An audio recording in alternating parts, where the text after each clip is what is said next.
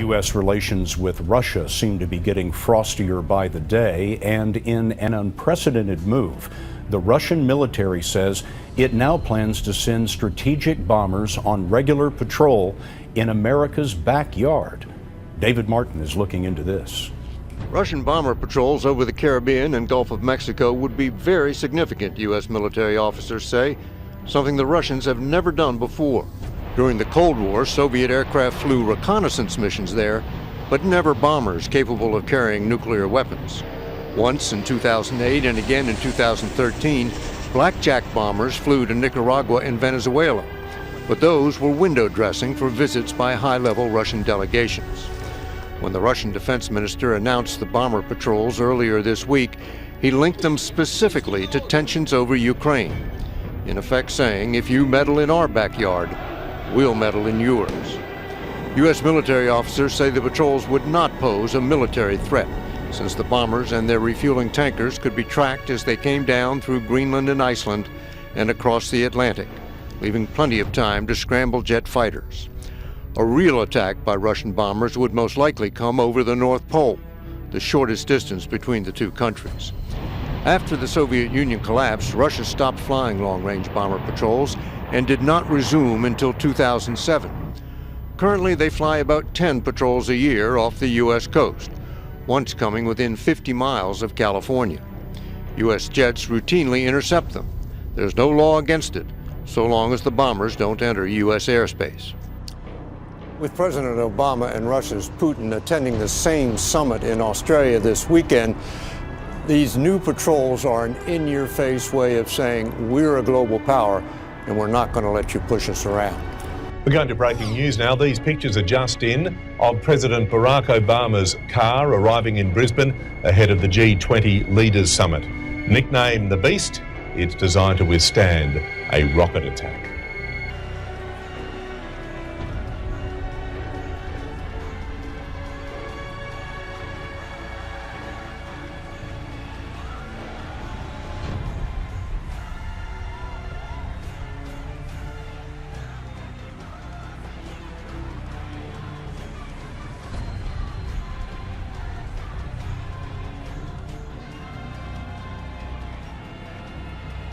But tidings out of the east and out of the north shall trouble him. Therefore he shall go forth with great fury to destroy and utterly to make away with him. And he shall plant the tabernacles of his palace between the seas in the glorious holy wood. Yet he shall come to his end, and none shall help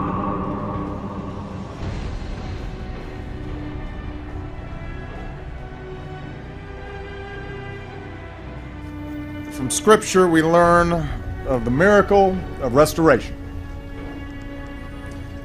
You who have made me see many troubles and calamities will revive me again. From the depths of the earth you will bring me up again. You will increase my greatness and comfort me again. A top NATO commander says Russian tanks and troops are moving into eastern Ukraine. Moscow denies those claims. The development comes after Russia announced new Air Force training exercises near United States borders. David Martin is at the Pentagon with the military's response. David, good morning. Good morning. When Russia's defense minister announced plans for these new long-range bomber patrols, he linked them specifically to tensions over Ukraine, telling the U.S., in effect, if you meddle in our backyard, we'll meddle in yours. The announcement of the new patrols comes just as President Obama and Russia's Putin are set to attend the same summit this weekend in Australia. Both men surely know having bombers circle around to the south of the U.S. doesn't make much military sense. The bombers and their refueling tankers could be tracked all the way across the Atlantic, leaving plenty of time to scramble interceptor jets. Benjamin Friedman is a research fellow at the Cato Institute. Politically, it's important. It shows that Russia's trying to sort of show its relevance and poke its finger in the U.S. eye and say, look, we're still here, we still matter, we're something you have to deal with and plan for. There's no indication yet when these new patrols would begin or how often they would be conducted. With dramatic pitches and steep banks, China shows off its next-generation fighter plane. This is the J-31, a stealth fighter. It can come in, as the U.S. has stealth fighters, stealth bombers, come in a full-up radar environment and not be detected. Analysts say this jet could be designed for mid to low altitude attacks and may be deployed from an aircraft carrier. The J-31 looks stunningly like a late model American stealth fighter, the F-35. It's been pretty clear, and I think the U.S. government has been pretty clear in making its claims, which I have no reason to doubt, that Chinese hackers have been targeting defense contractors, U.S. government facilities, and others. Several published reports say the Chinese got the blueprints for the F-35 through a cyber assault on a contractor for Lockheed Martin and built their fighter jet with the same specs. The Chinese have denied that. China tested the J-31 right as President Obama was in Beijing for the Asia-Pacific Summit. It comes on the heels of China christening its first aircraft carrier, sending ships to islands whose territory has long been disputed. Analysts say this isn't about confronting America militarily, but about reducing U.S. military influence in its neighborhood. What the Chinese military is trying to do is to be able to put their military out further from China, out into the Pacific, in the air, under the sea, and on the sea, in order to deter others from coming too close to China. It's also about prestige. It's also about the status of China. It's also about using platforms like aircraft carriers to perform what's called military operations other than war, humanitarian relief, that kind of thing. The United States uses its aircraft carriers for that purpose quite a lot. China now flexing more military muscle. One of these two powers is going to be so concerned someday with projection of power in the Pacific that it's going to overreact in a crisis, or that it might escalate what seems now to be an arms race. Lurking in the freezing waters off Sweden last month, a hidden danger. This was a major hunt launched by the Swedish Navy to find a suspected Russian submarine off their coast. The Swedes said they would force it to the surface if they could find it. They couldn't. But it's one of a growing number of potentially explosive incidents that one London-based think tank says is putting the Kremlin on a collision course with the West.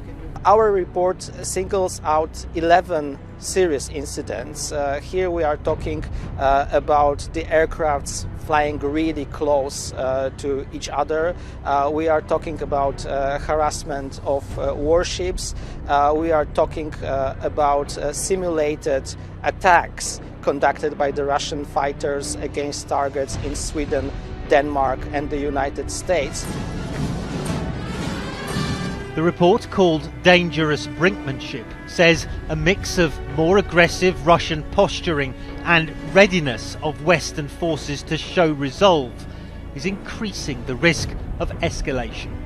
As well as the 11 serious incidents, the report also details 3 high-risk ones, which in its view carried a high probability of causing casualties. One was the submarine search, another was a narrowly avoided collision between an SAS civilian airliner taking off from Copenhagen and a Russian reconnaissance plane. SAS have confirmed to CNN the incident took place last March. The third high-risk incident, says the report, was the abduction of an Estonian intelligence officer shortly after President Obama visited the country, a NATO ally, in September. Moscow says he was arrested for spying on Russian soil. Of course, even if such incident happens, it doesn't lead automatically into a full-blown war. The problem is that we have less and less direct contact between the militaries on the both sides. If we don't have this kind of established channels of communication, even one incident can simply lead to an escalation that neither of the sides really want. It may not be a new Cold War with Russia, not yet, but the risk of miscalculation has echoes of that much more dangerous time. Russian forces on the move again into eastern Ukraine. Preparations, Ukrainian officials tell CNN, for a new offensive by pro-Russian separatists. We have seen columns of Russian equipment, primarily Russian tanks, Russian artillery, Russian air defense systems, and Russian combat troops entering into Ukraine. And NATO says they've observed something even more alarming. Russian warplanes capable of carrying nuclear weapons deployed to Crimea.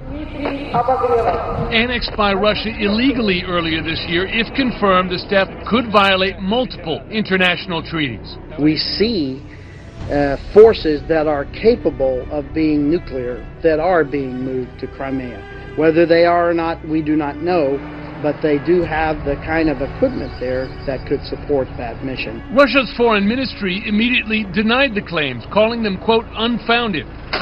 The new weapons, accompanied by renewed fierce fighting between Ukrainian forces and separatists, has all but ended a brief, shaky ceasefire. Expressing alarm in both public and private, Ukrainian officials say they are now preparing to fight. We expect unexpected actions from them. I see it as our main task to prepare for military action.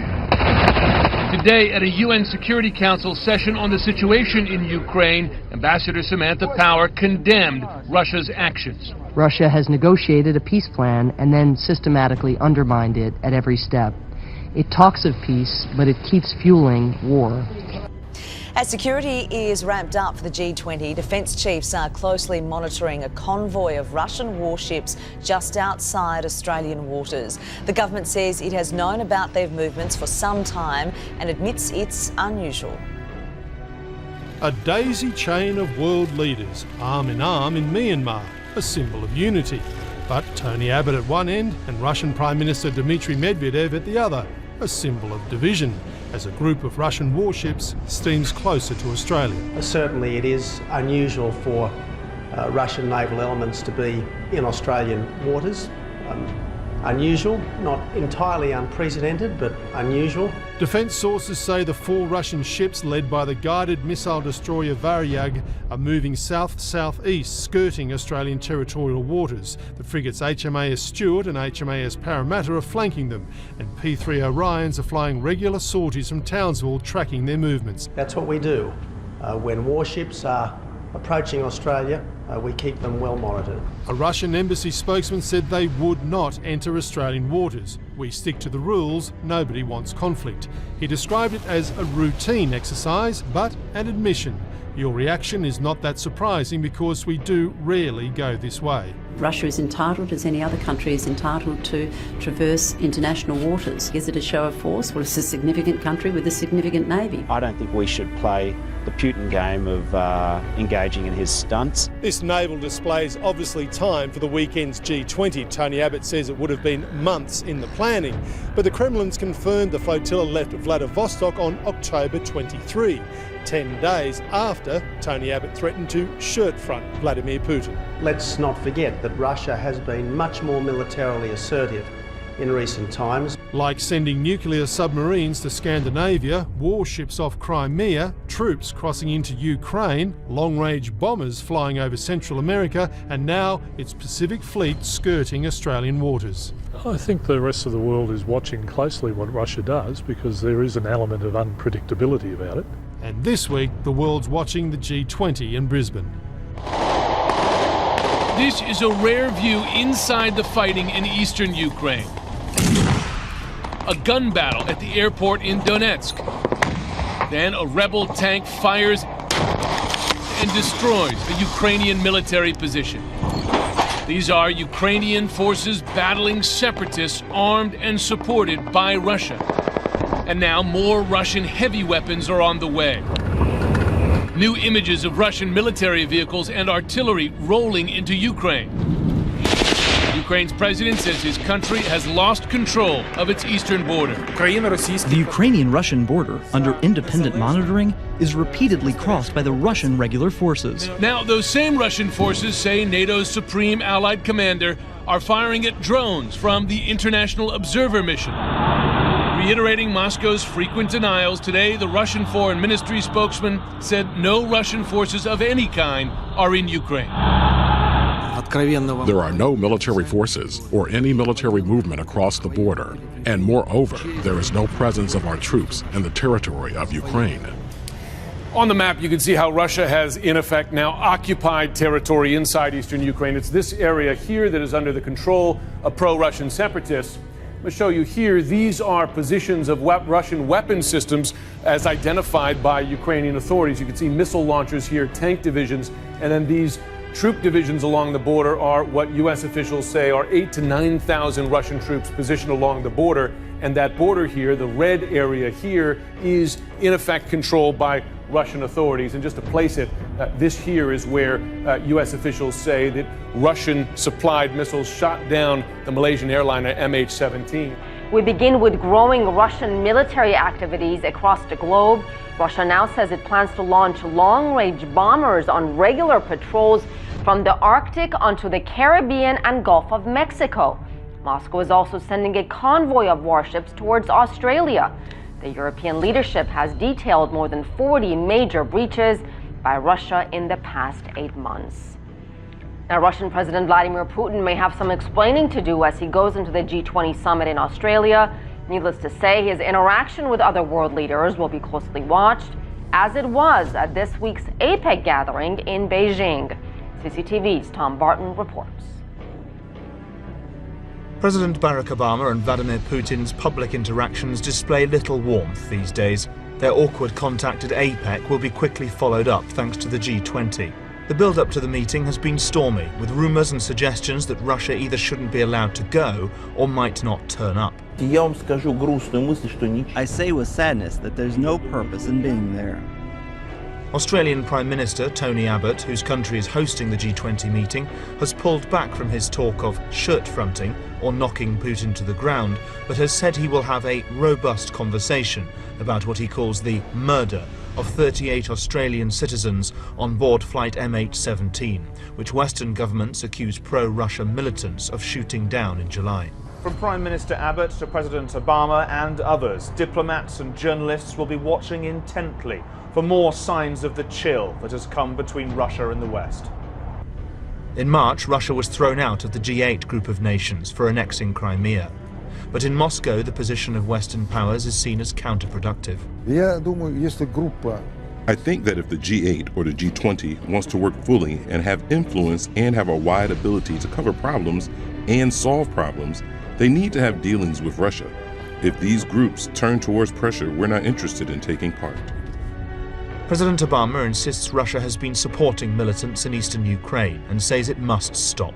But President Putin shows little sign of wanting to acquiesce to the West or show weakness in the face of sanctions.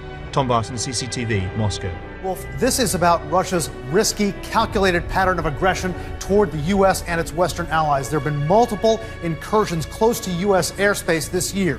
Recently, a Russian military plane came within 50 miles of the California coast. Some of these encounters have come within a razor's edge of causing serious casualties. A dangerous maneuver. A Russian jet fighter buzzes right in front of a U.S. Air Force surveillance plane, within about 100 feet of the nose, a move which U.S. officials said endangered the American crew. Another incident. A Russian military aircraft comes within 50 miles of the California coast, the closest in years. Get ready for more. Russia's defense minister says his military is about to send long-range bombers to patrol near American coastlines. You're going to have bombers coming in this direction from Russia. You're certainly going to have longer-range bombers coming down this coast, almost certainly. And you're also going to have bombers coming down this coast, and he also mentioned in particular flying in the Gulf of Mexico. So we're talking about ringing the United States with the exception of the Canadian border. The Russian planes likely won't fly inside U.S. airspace within 14 miles of the coasts, but U.S. officials call the action provocative and destabilizing. Russia's defense minister says it's a response to aggression near its border with Ukraine. This is a rationalization by Russia, and in particular by President Putin, to strengthen his appeal with his nationalist base. Russia's aggression playing out around the globe. A Scandinavian passenger jet nearly colliding with a Russian surveillance plane. One incident right out of a Tom Clancy novel. In waters near Stockholm, a mysterious underwater vessel makes an emergency call in Russian. It triggers the largest submarine hunt off Sweden since the Cold War. All these incidents have taken place since Russia invaded Crimea in February. More than 40 close military encounters in that period, according to one European report. Analysts say this is one man, Vladimir Putin, flexing his muscle, desperate to restore Russia's Cold War power. Putin is personifying as the tough guy, the image of Russia that he wants to present and those around him want to present now, of a Russia that will not back down, of a Russia that will take on the West, and in fact of a Russia that will take on anybody.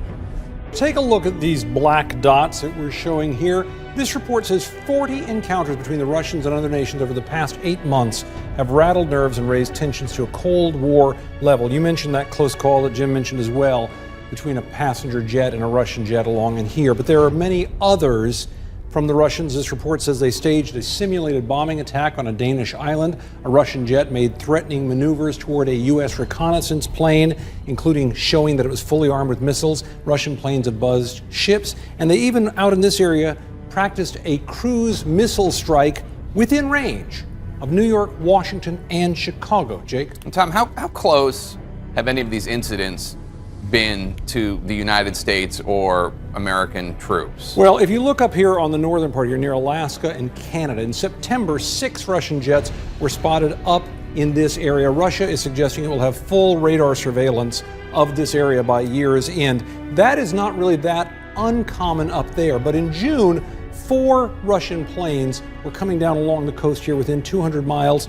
2 of them went all the way down here to within 50 miles of the coast of California. That's the closest they've been since the Cold War. They were intercepted by U.S. F-15s. That's just short of U.S. airspace, and such incursions are not unheard of, but they're becoming more common, and this was the closest one in about 2 years, Jake. Well, what kind of planes are we talking about? What kind of planes do the Russians even have in their arsenal for these types of flights? For some missions, Russia is using fighter jets along with refueling planes, as Jim just mentioned, but the big piece of equipment on the scene is this. It's the Tupolev 95, nicknamed the Bear by NATO. This plane grew out of the Cold War in the 1950s, way back then. It is a turboprop, so it looks antique compared to modern bombers like the Stealth, but it's a serious weapon. Just take a look at some of the things that it has going for it here. If you go into this plane, you have a maximum speed of almost 600 miles an hour. It has a range for missions of well over 5,000 miles. It can carry 11 tons of ordnance, including cruise missiles and nukes, and like U.S. long-range bombers, it is designed for big impact precision strikes. Of course, more Russian planes and ships could increase the chances of a potential run-in with our own military. What if there's a mistake? This week, a European watchdog group reported a dramatic rise of encounters between Russian forces and NATO forces. It reported dozens of incidents, 3 of which it claims carried a high probability of triggering a direct confrontation. One of them, a reported near crash between a Russian spy plane and a passenger jet. So none of this is routine stuff, and Vladimir Putin is in uncharted territory. Jennifer Griffin's on Fox Top Story at the Pentagon this afternoon. It's one thing to flex your muscle, Jennifer. It's another to put, well, the whole world in jeopardy. That's right, Shep. And there was also that recent hunt for the suspected Russian submarine off the coast of Sweden that got the U.S. military's attention. 40 incidents involving the Russian military coming into near confrontation with NATO members since Putin's invasion of Crimea. The Pentagon reacted to the announcement from Russia's defense minister today that Russia now plans to extend its long-range Bear bomber flights to the Caribbean. Spokesman Colonel Steve Warren downplayed the threat and simply said the Russians have patrolled in the Gulf of Mexico in the past, and we've seen the Russian Navy operate in the Gulf of Mexico. These are international waters. One obstacle for Russia is refueling. That's why Russia's military is in talks with Cuba and Venezuela for air basing rights. Pentagon officials don't see the move as a serious threat, but it is a reminder that Putin is trying to make his military more visible and more assertive. In fact, last September, Russian Bear bombers, those strategic bombers that can carry nuclear weapons, reportedly practiced cruise missile strikes against the U.S. Jennifer Griffin at the Pentagon. Jen, thanks so much. Let's dig deeper on this. Foreign affairs columnist and author Gordon Chang is with us on the news deck. What's he doing? I think what he's trying to do is he's saying to the rest of the world, look, I can do whatever I want. The United States can't stop me. I've got a new friendship with the Chinese. They're going to finance what I'm doing. So I'm going to grab what I want. And that's clearly Georgia, Ukraine, Eastern Ukraine. You know, it's awful.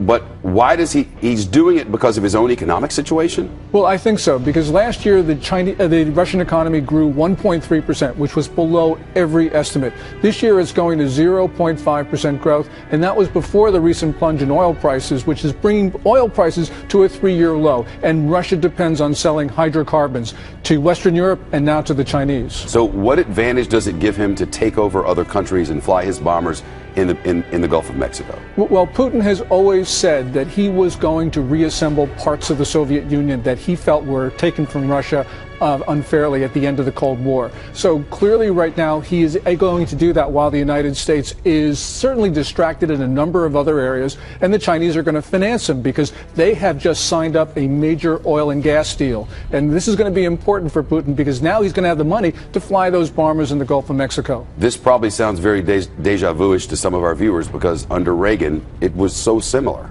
It was similar, and what Reagan did towards the end of the Cold War was to drive down the prices of commodities that Soviet Union sold. And that's what brought the Soviet Union to the end, because they no longer had the money to support their military and to keep their people happy. What we're seeing right now is the same dynamic because the prices for Russian commodities are coming down, but we're not intentionally doing it. If we were actually to start to push commodities down with the Saudis, this would bring Putin to the edge. But he still has the Chinese. Would that not be an affront to the Chinese if we were to do such a thing? Well, it certainly would, because they both see themselves as on the same page. They see the United States as the common adversary, and that's why they're molding their militaries together. That's why the Russians are now selling frontline equipment to the Chinese, and that's why they're now cooperating in East Asia as well in other places. What's going to happen, though, if there's a mistake? If there's an accident between one of these throwback bombers of the Russians and something we're flying around? Well, we saw this during the Cold War when there were a number of near misses, and we were very fortunate to get through that. We got lucky. We got lucky. But the problem right now is that Putin thinks that he can use nuclear weapons not as instruments of deterrence, but as really weapons of aggression. Because at the end of August, he talked about using nukes to hold on to what he had grabbed in Ukraine. And so he learned a lesson. He got away with it, so he's going to try it again. And now the Chinese have seen, Putin can do it. Why can't we do it as well? And because we've heard Chinese threats to use nukes before, now they're going to become emboldened. Gordon Chang, it's nice to talk to you. Thank you. Thank you.